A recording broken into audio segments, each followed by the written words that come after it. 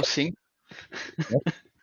It was really synced with, let's Yeah. say, yeah. Okay. Yeah. You can go on. So, hi. It's us again, the two weird guys from the internet with those technical facts. So today we are going to talk about the Intel Tiger Lake, Apple fighting Fortnite. No, Epic Games fighting Apple. Yeah, it's more correct. But everywhere you see Fortnite. Yeah. Then the dashboard of the Xbox One Series X, and something about Oppo's real zoom camera, which is really interesting. That's something I waited for a long time in mobile phones. Okay. Yeah, more information about that later. And I think we could just hop right into the first topic. Should we? Yes. That would be Tiger Lake. Yes. So there was this Architecture Day 2020 where Intel discussed a little bit more about the architecture. We are not going to have a focus on this day, but more on the Tiger Lake because it's the new CPU architecture that is coming out for mobile. So for the laptops, so if you are intended to buy a new laptop or a gaming laptop, this will be probably the Intel CPUs that you are going to look and to see. So there are some interesting stuff like the Intel X. Wait, I hope I pronounce it correctly. The sorry, I have to look it again. The Intel Xe, so the new GPUs that Intel developed, that should be the double, if I remember well. I check it again. Sorry, but I lost some of my. But yeah, it should be almost. Yeah, almost a double of the power.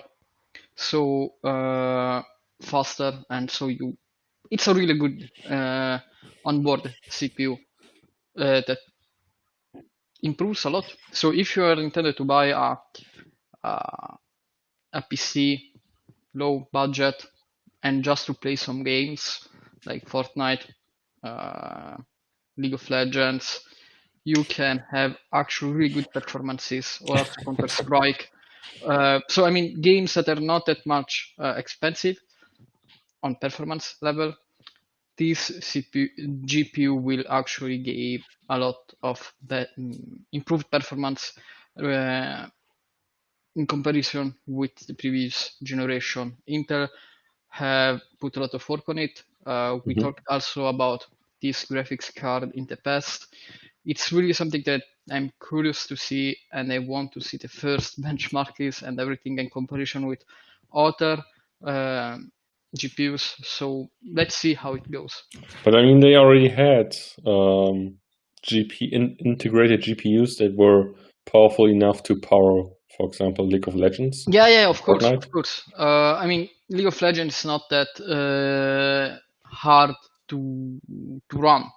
You can buy some cheap, let's say cheap laptops and run these games. But with these new GPUs, you have actually, you are not anymore, how can I say, you know, Castrated? with previous, no, not castrated. With this previous GPUs, it was always okay. I can run it, but it's keeping my GPU busy. It's I know what you mean. Always when you ran something, your CPU was always like, okay, I can't really do anything more. All the heat is going to the GPU. But also vice versa. The GPU is like, oh my god, the CPU is running so hot, so I have to toggle. It was running. With League of Legends that made troubles. Other games you had to downgrade the resolution to 720p. So the hope is that with this GPU you can still play modern games on the medium or lower resolution on 28p. That would be great. 28? What? 1080. 1080. Yeah. What? Does it mean 4K? No. 1080p without too many troubles, because previously you had always to down the resolution to 720. So if you can play also recent games on 1080, that would be really nice. So yeah, that's just for the CPU. They are still on 10 nanometers, how we know, but the new name is of this new node step, how they call it, is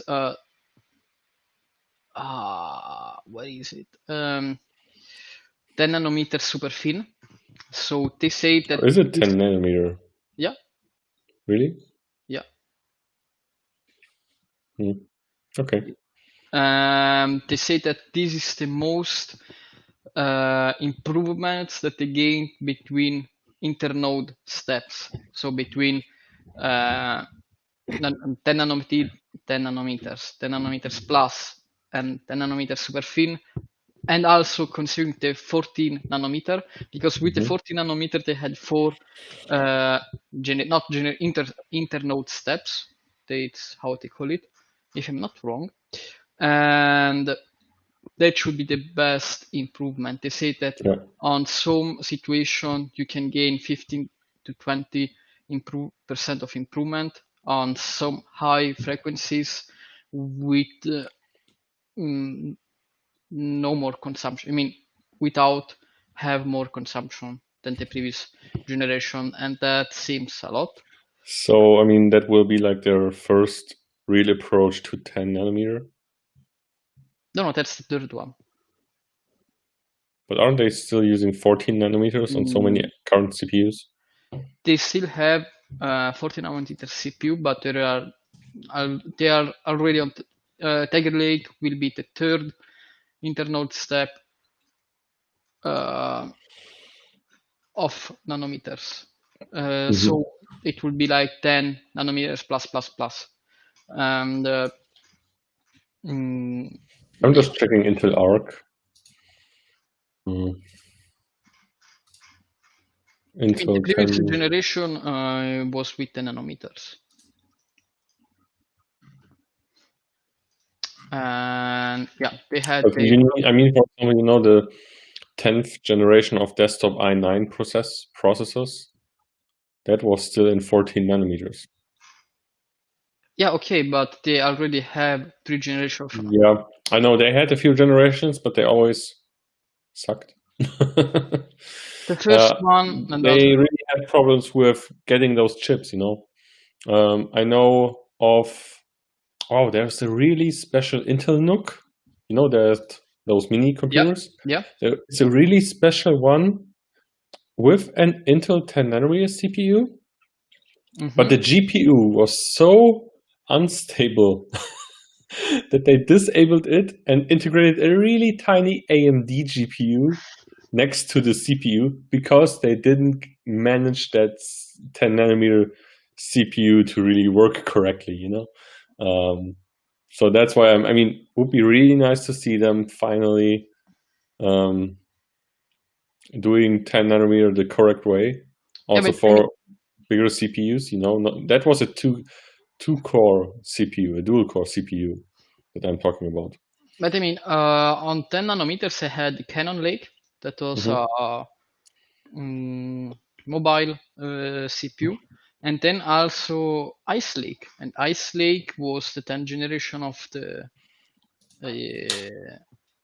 Intel CPUs. Yeah. And they are on 10 nanometers. So the last one is on 10 nanometers. And it's using, if I'm not wrong, let's see, 10 nanometer transistor. There is that 6-core that's also using 14 nanometers. Okay. You have to see the 11th generation. Yeah, I cannot see that yet on their website.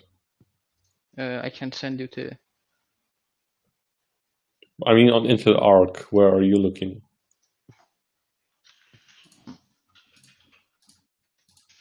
Using Intel Graphics Arc Wiki. Should I share your screen? Yeah, wait. I didn't understand what you are looking at. What? Can you share your screen? I don't have the link. You know, I want to see what we're looking at. Fortnite? No, you were talking about Intel Arc or something like that. Okay, let me pull that over. Sorry. I was looking here. So there's 10th generation. My favorite CPU of that generation is really the 6-core 15-watt CPU with 12 threads, and that's also 14 nanometers. Okay, now I know what you meant. Intercore processors. Yeah, that was what I'm talking about. But hey, if they finally go to 10 nanometers, cheers. Yeah, that's the third generation. But what is? But I mean, also that they use it in mainstream gear, you know. Yeah, I'm just checking because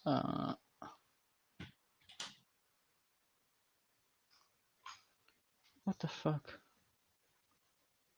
I mean, there is the Intel Core i7. Yes, okay. Wait. Yeah, no, okay. 10 nanometers was always on mobile. For that, you cannot see that because you went to Intel Core processor. You have to go. No, it's always Intel Core processor, but there should be some mobile processor. So you actually cannot see here the difference between mobile and here it's mobile. Okay. So if you go here, no, also this one it's 40 nanometers. Okay, but if you see there is this processor. Should I share your screen? Yeah. See, this is one of the, and they have the 10. So there is this of Ice Lake, if you see here. Ice Lake microprocessors, 10 generation of Intel Core mobile processor, and they are with 10 nanometers transistor. So Ice Lake, it was always on 10 nanometers, and it had its problems. Especially Cannon Lake, but yeah, Tiger Lake now should solve this problem because they actually said that they have improved a lot of the architecture of their microprocessor, and they bring actually a lot. So I'm really expecting really much from Tiger Lake because you have PCI Express 4, Thunderbolt 4, USB 4, DIGITLZ, and really a boost of performances regarding the transistors. Those are pretty good specs. Yes. So it's really interesting what they promise. And that's the problem. Okay, wow, okay. Yeah. So if it has Thunderbolt 4 and USB 4 implemented, that's a lot of 4s. PCI 4, USB 4, Thunderbolt 4, USB yeah, okay, 4. but USB 4 will be together with Thunderbolt 4 if I'm not wrong. So The USB 4 will implement Thunderbolt 3. Yeah, that's right. That's right. And Thunderbolt 4 is Thunderbolt 4. We actually talked about it on a previous stuff. Yeah. We should soon go to the next topic, by the way. Oh, it's already that fast. Wow. Okay. Happy to see those improvements there. Yeah, I want just to say something else. Yeah, you have 1 minute left. Yes. So what they also have, what's new? Yeah, okay. They have a new bus system. So it's quite interesting. I like CPU architecture. And yes, they have a double. Yeah, I don't. You can. They have a double ring. Wait, I have to check it again because I have read it in Italian. So it's double. It's not here. Wow. Nice. Also, that article is not in Italian. Yeah, I know. Good that you Dual know. ring bus microarchitecture. Oh, okay. So yeah, they're changing a lot on this Tiger Lake. So they have put a lot of effort because changing the bus, it's not something like that. And yes, so that's it. Okay. I have a lot of hopes on that. I hope to. I hope to. So, okay, the next topic will be Apple versus Fortnite / Epic Games. Oh my, Yeah. yeah, it's quite. I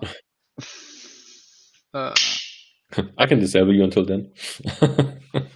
Yeah, I don't know. I had the problems while with the USB. USB-C. I always used it and it was disconnecting and reconnecting all the time. Okay. Okay. And so I'm using over Wi-Fi. So Mhm. for some reason, sometimes it's disconnecting, and I didn't understand why. But yeah, I'm here. So it's Oops. I hit my yeah. camera. Okay. Yeah, me too. It's okay. Okay, now it's fine. Okay. So, Apple versus Epic Games. Did you hear about it? Did you read about it? I heard about it, and that's the same problem that they have with Google. So they also on Play Store, they send a complaint or something. No, not a complaint, a legal action. Sorry, complaint. Yeah. Wow. A legal action. On Android, Well, it's let not me that. start from the beginning. Yes, go on. They updated Fortnite and implemented a new payment method in the App Store. Yeah. You know, when you have an app and you earn money through that app, you have to do that in the App Store through in-app purchases. You cannot go on your own purchase method. You have to use Okay. in-app purchase. And Apple takes 30% from that. Yeah, so you get the problem, I think. Yeah. So, and what did Fortnite do? Oh, Epic Games. So they introduced a new release of Fortnite where you could pay directly to Epic Games, not over Apple. Apple saw that and banned the game from the App Store instantly. But Epic Games prepared that already. And they instantly filed legal actions against Apple. It was 65 page long. Yeah, 65 pages. Wait, let me share it. Oh, damn it, how's it called in English? They filed a lawsuit. Lawsuit, yeah. Yeah. Complaint for injunctive relief. 65 pages. That has been prepared, you know? That's not something No, they just did. They already have. And that's huge. And also they made an ad for 1984 not to be, no, 2020 not to be like 1984. Can I find that here quick on? They probably tweet so much. Wait.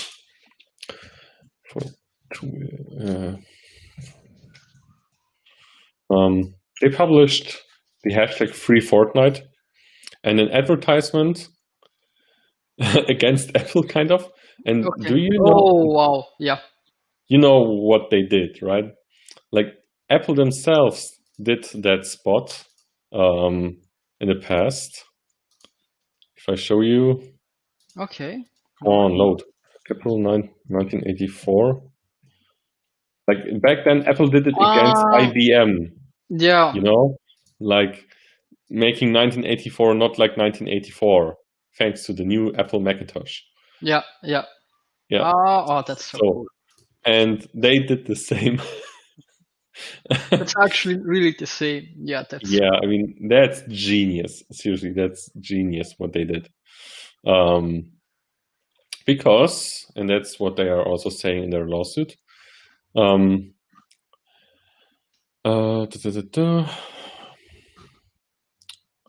Apple Epic is alleging Apple has a monopoly in the form of the iPhone, the iOS ecosystem, and the App Store that binds them together, and that Apple places unreasonable restrictions on the distribution of iOS apps.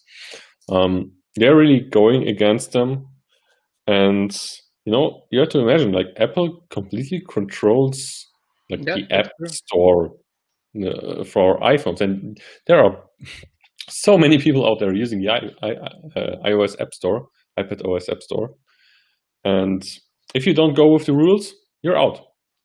That easy. And also, there is no different App Store for the iPhone. There is only that one App Store.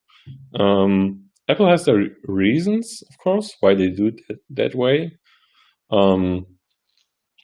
But there already in the past, there have been many companies, and more companies, really striking against Apple there for just getting 30% of all in-app revenues. That's quite a lot. And they did it really clever, like with a whole marketing stunt, and with those 65. You can even see it somewhere here. Is it too small? Yeah, it's too small. Yeah. How should I zoom in? What did I do? Yeah. Well, I just wanted to make it a full picture, and it's okay. I can understand that, but I mean, it's Apple. iOS is close. Yes, but I see that something is coming. Fortnite. Epic Games is not the first company really complaining against the behavior of Apple, but they're the first ones taking that big steps. They just implement a new payment method, wait for Apple to do something, ban their app from the App Store, and boom, there is a lawsuit. And they are not filing for. That's also really interesting. They are not filing or seeking monetary compensation. That's really interesting. Like, they don't want Apple to give them money. They are really into breaking that monopoly. And it's also getting worse because yesterday I was reading. Where is it? Epic Games is not just Fortnite. Epic Games is also Unreal Engine. Yeah, they have everything. They have their own store. They are boosting the store so much. And now Apple is also, this is in German, sorry, want to, how was it said? Deactivate support for Unreal Engine in the App Store. And that's a bummer for a lot of people, for a lot of apps. What did... So they are saying, but this apparently.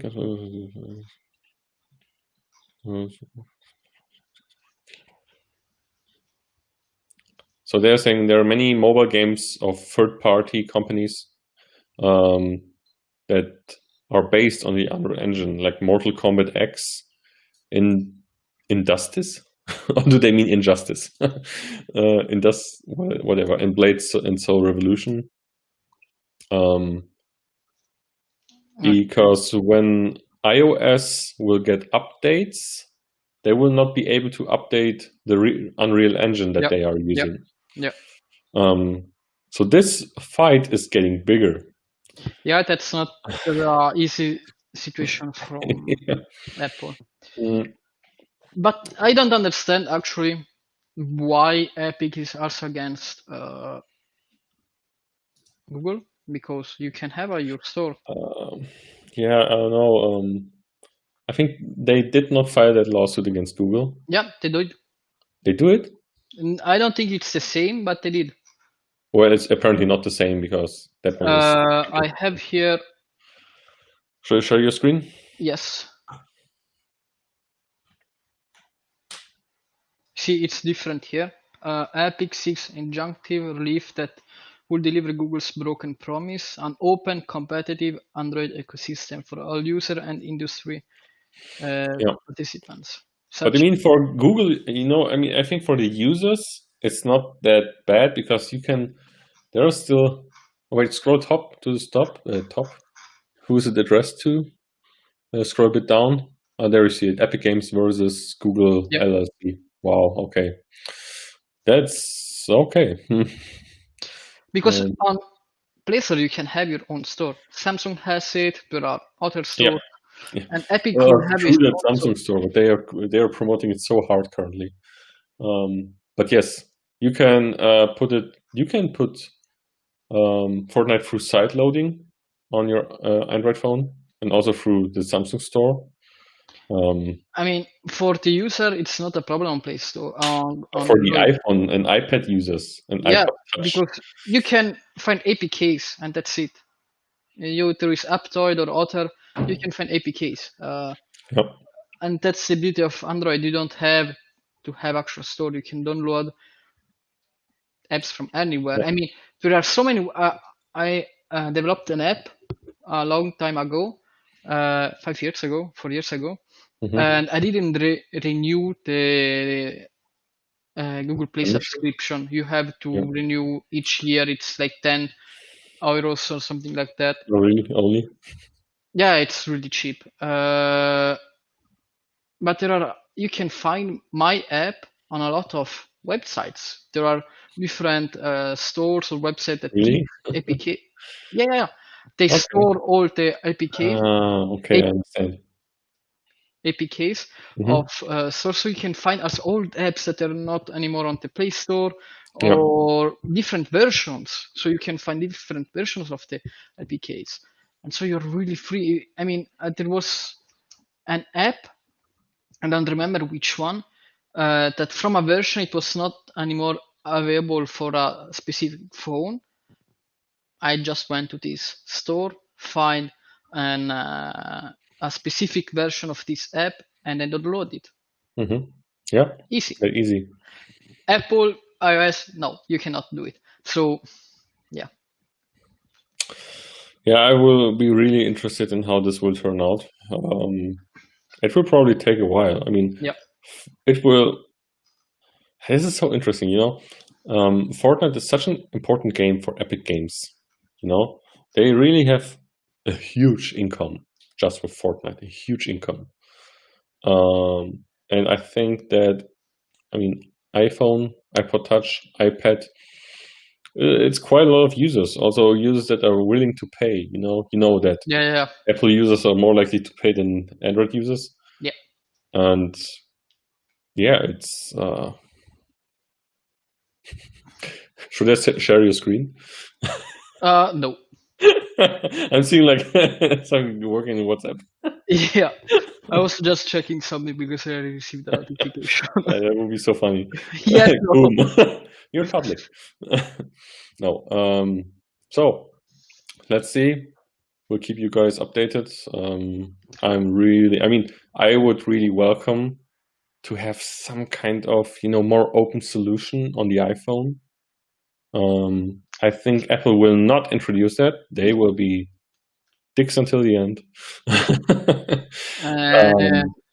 I guess it will be a problem more for developers, game developers, and Epic itself. Yeah, so, I heard a lot of shitstorms regarding those 30% on Twitter in the past weeks. It's a lot. If more and more people will complain against that, it could lead to an image damage for Apple if they continue. We'll see. Yeah, and then Apple will just make an ad, publicity, or say, we changed that without. They're good in marketing, so they know how they can use this situation to their own advantage. Definitely. They're really good at that. So yeah. Okay, then let's go to the next topic. Screw Apple. The dashboard for the One Series X. I've just seen that I scrolled through Golem, the website, I just saw there also the article, Microsoft shows dashboard of Xbox. Yes, I mean, also Microsoft is quite good. I mean, you know how this works. They promise, they bring these engineers on these videos and they say, we did that, and that. Yeah. So if you see the video, it's not that much content. But what's interesting, one point that, I mean, 2 points that I actually liked. One is that you can create videos like on PS4 of something that you, while you are playing, so you can create a content and that you have directly on your phone.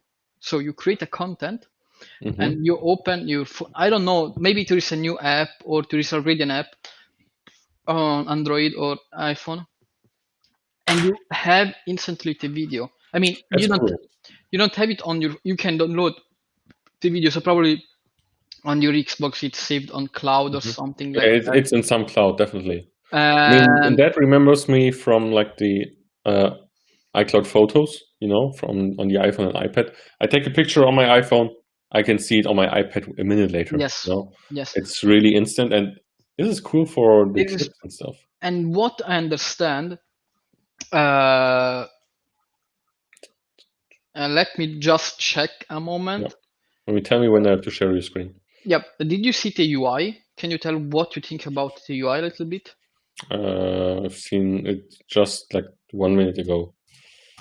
Can you show the UI? Do we have some good pictures? Yes, there is maybe, there are not so many pictures. Okay, I can show you. Oh, wait. That, I will read something else in the meantime, so you can talk a moment about that. I wanted just to. You see, you can share the screen. So that's the. Why is it going so quickly through that? Yeah, because it's a GIF. Okay. I don't have another image. You can see the video, but there is not that much. Well, I guess the small version is the mobile phone version. What they try to see that you have the possibility to chat through your phone, and on the video, what they said that you can instantly send messages. Okay. This remembers me from Animal Crossing on the Switch. You have the Nintendo app on your phone, and you can actually, when you are in the game, you can chat with your phone in Animal Crossing. Yes, and I guess they did the same. Okay. And that's really cool because you don't chat with, I mean, you're playing a game, you want to send a message, you have to use these virtual keyboards with the keyboard with the but I mean, is it like for the party or is it for the game? I guess because, for the PlayStation had that already as well, didn't they? For party rooms or something? I don't know if you can send messages with your phone on the party on PlayStation. Oh, there are some more images here. Yeah, well, I like it when they combine mobile phones with gameplay and when they make it good, you know. So you see here it's something that's not that much. Can you scroll up again? A bit more? Oh, never mind. I thought that was PewDiePie advertising on the right, but it was Coca-Cola. Screw your Xbox. Can you zoom in a little bit? Wait. Okay.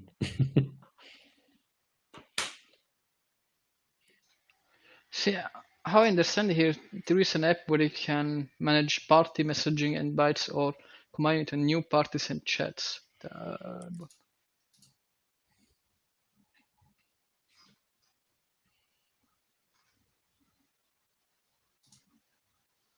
Okay. Here? You mean here? Yeah.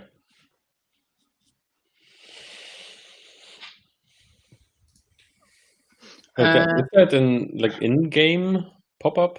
Yeah, that's in game. Yeah, it looks kind of like those pop-ups if you play on Windows 10. Yes, exactly. Yeah. That's the same. They are using the same style, and I that's like okay because I like when all the ecosystem is the same. What I wanted also to show, wait, here. It seems that you also you can use this app on your MacBook or whatever you want. And that's on the MacBook. It's a Surface Book. Yeah, I mean MacBook. I was not saying that this is a Mac. Okay. It was Apple, Microsoft, and everything else. So maybe you can have when you're playing on a party. If you have a if you're playing on your desk, you always have your computer. Okay, so on your on one screen you can have the Xbox connected, on a second screen you can have connected the app, so you can manage the party on this app, send messages while playing with the keyboard. I don't know if that's possible. It seems like that. It would be really nice because it's like if you're on PC. On one screen you have your game, so you're playing. That works if you have two screens, of course. But yeah, on the other screen you have all the settings and configuration of your party, of your games, of your store, and that's something. That's really cool. I hope that they integrate this well, so that you can have your configuration and everything on your PC and while you're playing on the Xbox. And I actually like this dashboard here. I mean, it's simple. I don't know. I like it. I really want to see forward to that. I didn't like the previews of the Xbox 360 or Xbox One dashboards. I mean, I'm not also that fan of the PlayStation 4. It's okay, but it's really simple. Yeah. So and I just have one hope: make it good on all devices. Yes, and see, that's what I hate the most. They try to do cool stuff on your mobile, and then you just ditch the app on your mobile because it's shit. But you see, there is chat, friends, games. You can see the information, colors. It has these fancy colors. I mean, I like violet and everything.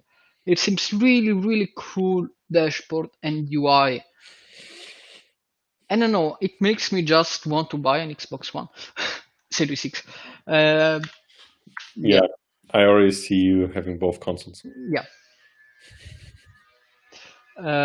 I mean, I will buy the Xbox One mostly for retro compatibility games. And yeah. Okay, but besides that, let's talk a little bit about improvements that they made. So they say that they have improved a lot on the UI. So if you see here, they say they are 40% diluted. Yeah, they have less memory usage for the dashboard, 40% less. Like that. It's 15% faster when you start a game. It's not that much, actually. I mean, but how do they compare it? Yeah, with the Xbox One X, what they have. But also they have a complete new SSD.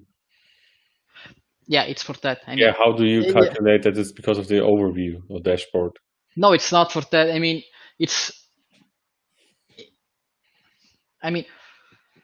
yeah, I mean, you know how this thing works. It's not for the dashboard. It's with the new Xbox One. I guess that's that way because it could be also only software. But I mean, this 40% that you use less memory, that's actually for the dashboard. I mean, I like it. That's okay. You use 40% that means less. they really put a lot of effort into optimizing it, And I guess, I mean, maybe these numbers are real. It's not just because you have more SSD. I mean, maybe they have made some it's not written here, but I guess if they're using these numbers, I hope that they made like, okay, on Xbox One, we have this performance, and they assign like a value on this performance that have the startup is like that. And now we have this performance, and we have a setup that's like that, and we gained, considering these numbers, 15% with this new UI. I hope that, because you have SSD, and if you gain only 15%, something is wrong. Boring. Because 50%, it's almost nothing. I mean, SSD, it should be really faster. So definitely. I hope they made really good calculation, and yeah. And they say also it's closest 33% faster. It will, both consoles will definitely be a real new gen. That's what I like. I hope so. And yeah, I already see me with a new PS4 and an Xbox One. Seriously. Money, please leave me. I don't need you. Yeah. Wait, it's Switzerland, right? Yeah. Okay. I never had an Xbox One, an Xbox console, so that would be. Actually, I had the Xbox 360 for a long time. Okay. I don't know why I always sell my old consoles. I still got my Wii though. I got the Xbox 360. Before that, I had the Wii. And then I had the PS4. So I went through both. Well, I was always for Sony. So, and I would. Yeah, no, not. I was, yeah, a little bit of fanboy. I was just saying something what a really fanboy says. I was saying I will not buy an Xbox One Series 6 before I buy a PlayStation 5. And that's something really fan. But that's okay. I would also say that I'm not a fanboy. Yeah, if you know that you will buy them, what does it matter the order that you buy them? What was the question? I mean, if you know that you will buy both consoles, it's not important the order that you buy them, right? Yeah. So why should I buy the Xbox One X Series X only after I have already a PS5? Doesn't make sense. But that's on my mind. I mean, it feels weird for me. We're again in that PS5 discussion. Yeah, but okay. Let's move on to the last topic. Yeah. That's one that I like. I just saw it like 1 hour before we did the stream. I saw the news and I instantly liked it. And I lost the article. Wait, let me find it again. Come on, where was it? Damn it.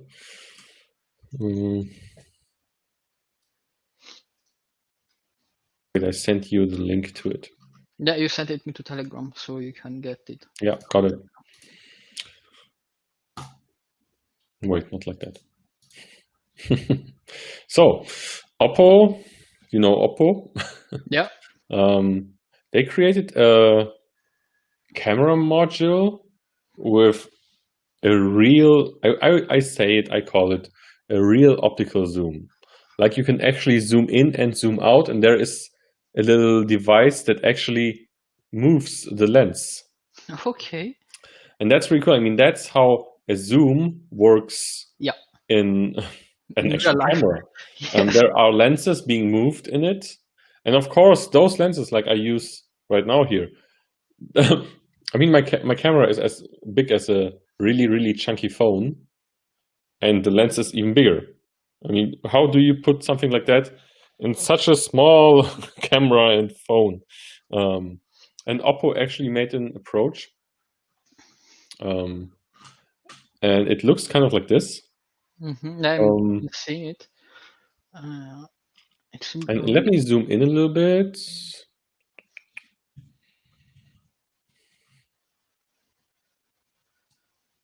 So you see, there's like the central light blue element, and I guess that's the one that will move forward and back, and also having the autofocus, and it should have, as they say, a 30 megapixel, yeah, and it's like from what's it in English?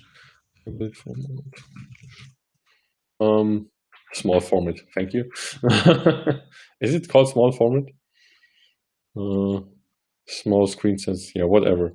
It's 85 to 135 millimeters. So it's already quite zoomed in. For example, right now, how you see me, that's around 35 millimeters. Okay. So you can imagine how deeply zoomed in that is. Yeah. And they also say it has really good benefits when it comes to actually like how it looks when they zoom. They have some comparisons here. I think you can see how the right one is much sharper. Yeah. Impressive. I'm just taking a look at what they compare it to. It's actually both with 85 millimeters. So an 85 millimeter module, but the one with their dynamic zoom element is way crispier. Yeah, you can see it. You can see it when you actually zoom in into the zoomed in picture. But that's, I mean, I like that approach. Like also it has 32 millimeters. The sensor is bigger than from other modules.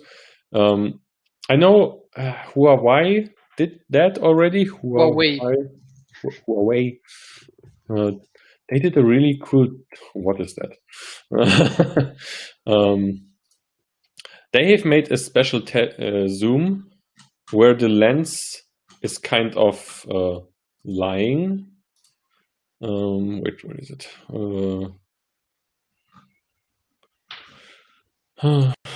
Smartphone. Chris, why are you not preparing your talks?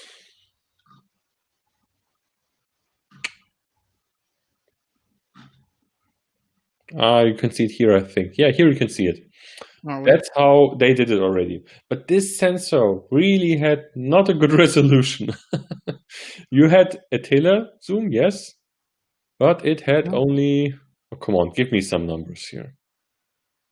There's no... Which phone is that? Which phone is that? Whaaat P30 Pro. Yeah. I actually had it in my hand once and tested it. Or maybe I should have just went to their website. Damn it.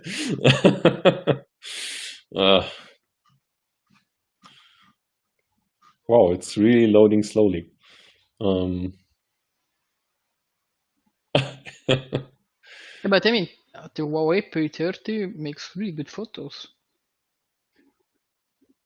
They're not saying how many megapixels it has. That's so funny. Yeah, here, 40. No, that's for the main camera, and that's not the main camera. Okay. They are really tricky. That's why I'm saying it really has not a high resolution. Yeah, you have to go on technical specification. Okay, now we should get it there somewhere. Camera. Here. There we have it. Yeah, I got you. 8 megapixel. Yeah. And that's what I mean. It's cool. It's really zoomed in. So it really has a good telezoom. But it's only 8 megapixels. But what's the difference between the approach from Huawei and Oppo? The approach here, let me get that picture again, that they are so proud of here. I should not zoom out. The approach that they go here is, you see that element, right? It's also laying flat. But there are no moving elements. I think it has autofocus, but I don't know that for sure. I just hope. But there is nothing moving. Now what they are doing, this element is actually moving forth and back, and you have a real zoom. There is like really a motor and something is moving. I'm just scared because you know what? When I'm using the zoom, sometimes you do like really fast, and that it does break somehow. Maybe it'll add some delay or something. Yeah, just because this mechanical stuff that is controlled from user with software, it's always a little bit scary, like the camera that pop-ups with this mechanical stuff that you can click a button, it comes out. Mechanical stuff, it's always a little bit scary. So I hope they like add, you are zooming there and there, I mean, like this. You know what I mean when you do that. Yeah. Okay. And when you're staying, when you finish to do that movement, after a half seconds, they move the stuff here. But I think it will move really quickly. You know, that module, what you see here, it's super tiny. It's really, I mean, it looks big here, but it's actually really tiny. And also those motors, it's not such a big distance that has to be moved. Yeah, but yes.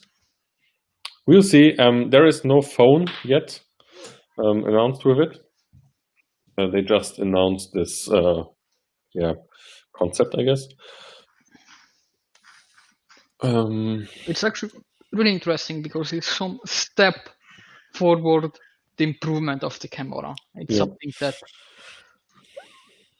step per step, it's making the cameras of the phone always near the actual camera. Yeah, I like the idea that they are really, it's a first version of a real zoom, because seriously, I don't like, come on. I mean, I use it for selling purposes, but like, how many cameras does your smartphone have? In front and back altogether? 6. Yeah. What the fuck? Yeah, 2 cameras of my OnePlus 6. It's almost useless. Yeah, I think that's why I'm like, come on, people. Yeah, but I mean, you know, another approach, just one lens that can also zoom in. That would be so nice. 2 cameras, it's okay. You have 2 camera. You can have 4 camera if each camera actually does something well. If you have a camera that does something, I know. That's why I think it's good that they go this approach. How every company is doing it today, like just putting as many cameras in. It's also, you know, someone started with it, putting multiple cameras in. Yeah, but then they looked, hey, that's actually nice, that works. But just imagine, you know, a camera with so many image sensors. I mean, when you take a look at the tear down of a modern smartphone, there are so many image sensors at the end. Yeah, it's so funny. But you know how marketing is. Yeah, it's not that your phone is actually good. It's how your phone is sellable. Yeah, that's also why Samsung is saying 100 times digital zoom. Yeah, that's funny because you know the old cameras. Let me just look that up. Old video cameras. You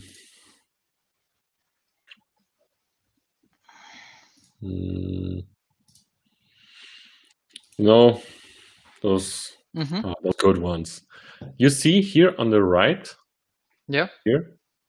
You see there is written 700 times digital zoom.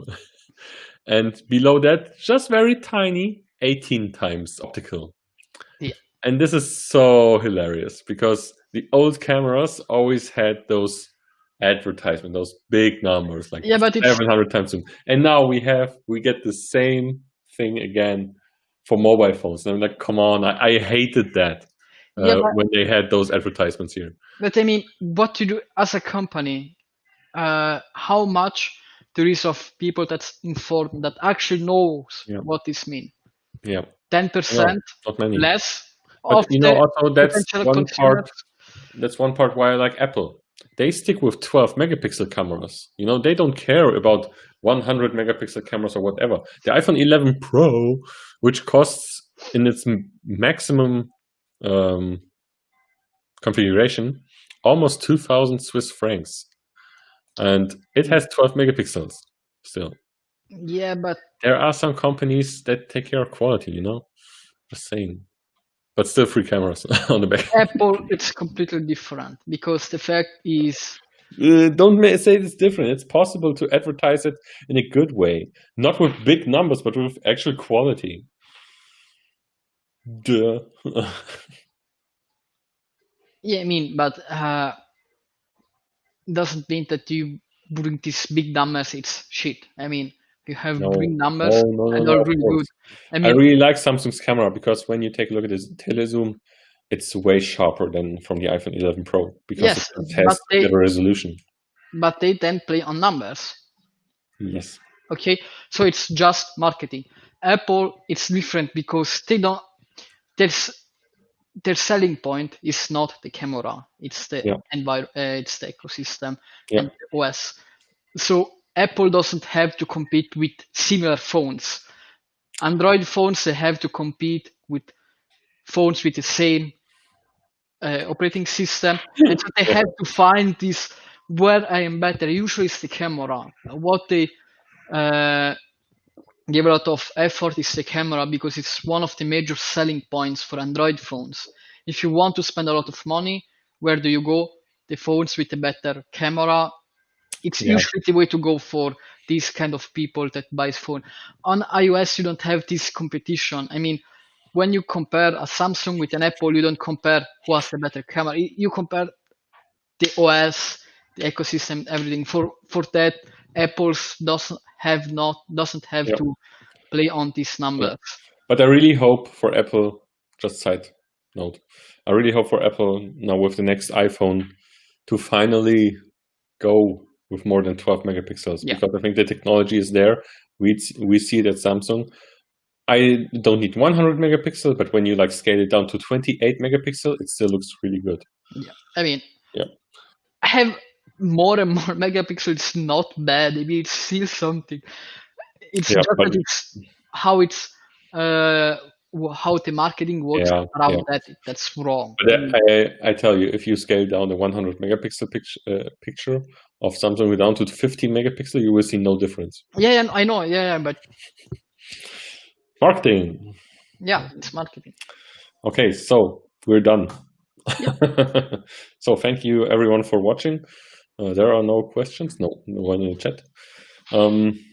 So we'll be here for you next week, same time, same channel, different topics. So I guess have a nice evening and see you next week. See ya. Bye.